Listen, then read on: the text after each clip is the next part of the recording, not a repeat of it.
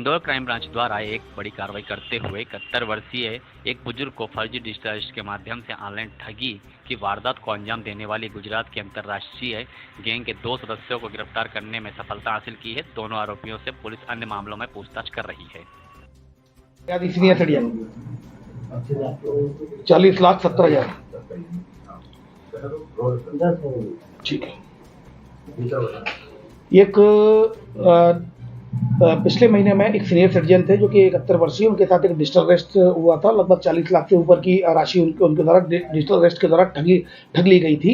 इसमें फरियादी के द्वारा बताया गया कि उसके पास व्हाट्सएप पर कॉल आया। कॉल आने के बाद उनको ये बताया गया कि आपका जो कैनरा बैंक का अकाउंट है उसमें 2 करोड़ 60 लाख के करीब अमाउंट उसमें ट्रांसफर हुआ है। उसमें आपको 15% कमीशन मिला है और सीबीआई के अधिकारी बनकर, ईडी के अधिकारी बनकर और सुप्रीम कोर्ट के नोटिस भेजकर इनको वारंट भी दिखाया कि आपके नाम वारंट है, आपके अकाउंट में मनी लॉन्ड्रिंग का पैसा आया है। बांद्रा जो बांद्रा थाना है पुलिस स्टेशन, वहाँ पे भी केस रजिस्टर्ड है। तो इससे फिर इनको व्हाट्सएप पर इनको वीडियो कॉल पर लिया गया और वीडियो कॉल पर पुलिस अधिकारी बन के वर्दी पहनकर पुलिस की, और उनको फिर डिजिटल अरेस्ट के नाम पर कि आपके खाते में इलीगल मनी ट्रांजैक्शन हुआ है, इनकी हम वेरीफाई करेंगे और आपको एक अकाउंट नंबर दे रहे हैं, उसमें आप अकाउंट में पैसा ट्रांसफर करिए। अगर आपकी मनी इलीगल होगी तो उसको जब्त कर लिया जाएगा और लीगल होगी तो आपको वापस कर दिया जाएगा। इस तरह से फरियादी के साथ लगभग 40 लाख कुछ हज़ार रुपये की इसके साथ धोखाधड़ी की गई थी। इस पर एनसीआरपी पोर्टल में एक कंप्लेंट रजिस्टर्ड हुई थी। उस कंप्लेंट के जांच के आधार पर एफआईआर रजिस्टर्ड की गई थी धोखाधड़ी की विभिन्न धाराओं में।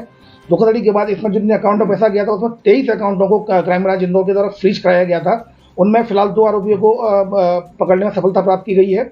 इसमें ये दो आरोपी है, एक हिम्मत है जो कि सूरत का रहने वाला है और जबकि दूसरा अतुल गिरी है जो कि कच्छ का रहने वाला, गुजरात के। दोनों ही आरोपी गुजरात के हैं और इनसे जब पूछताछ की गई तो इनके द्वारा बताया गया कि ये जो अकाउंट उपलब्ध कराने का काम करते हैं, इनमें और भी बड़ी चेन है। ये ऑर्गेनाइज क्राइम है। इसमें लगभग गैंग में 15 से 20 लोग शामिल हो सकते हैं जो न केवल गुजरात के बल्कि अन्य राज्यों में भी संबंधित हैं। इनको जितनी जानकारी उतनी जानकारी के हिसाब से केवल अकाउंट सप्लाई करते हैं और उसके बाद बस में उन अकाउंट्स को रख देते हैं और बस से फिर वो जो व्यक्ति जो और आगे की चेन है वो उसको उठवा लेता है और उसी में उसका सिम होती है, जो सिम नंबर जो दिया जाता है जिससे कि वो ओटीपी उनके पास आता है, उनसे विड्रॉ कर लेते हैं। जिस अकाउंट में पैसा फरियादी का 31 लाख गया था उसी में 2 दिन के अंदर 1 करोड़ से अधिक की राशि गई थी। इससे स्पष्ट है कि इस जो इंदौर के फरियादी के साथ जिस दिन धोखाधड़ी हुई है डिजिटल अरेस्ट, वो कहीं ना कहीं उन 2 दिनों में कहीं और भी डिजिटल अरेस्ट की घटना इनके द्वारा की गई होगी, जिससे कि क्योंकि 1 करोड़ से ऊपर की राशि उसमें आई। फिलहाल इसमें 23 बैंक अकाउंटों को फ्रीज करा दिया गया है। 2 आरोपी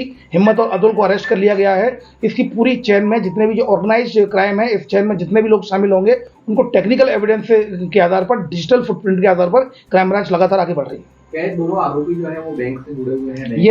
ये बेसिकली ऐसे इनोसेंट मासूम भोले वाले लोगों को पकड़ते हैं और उनसे बोलते हैं कि हम आपको कमीशन देंगे, कुछ 1 नंबर का पैसा आने वाला है। जैसे इसी केस में ये बताया गया था 1 नंबर का पैसा आने वाला है, 1 करोड़ रुपए आएगा तो आपको 1% मिलेगा और उसको 1 लाख रुपए की राशि दी भी गई।